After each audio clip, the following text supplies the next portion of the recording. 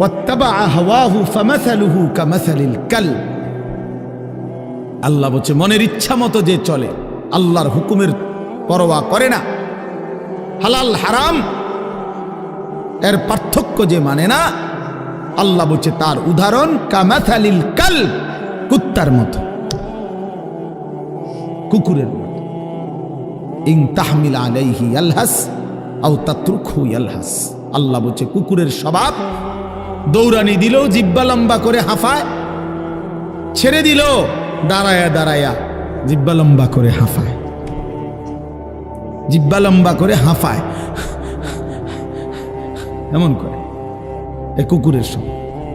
পেলেও অতৃপ্ত, না পেলেও অতৃপ্ত, থাকলেও অশান্তি, না থাকলেও অশান্তি। কারণ হারাম করছে, নাফরমান যে, আল্লাহর অবাধ্য যে, পাক নাফাক, হালাল হারাম। যার কাছে সুদ আর ব্যবসা একই রকম মনে হয়, সে কি মানুষ নাকি?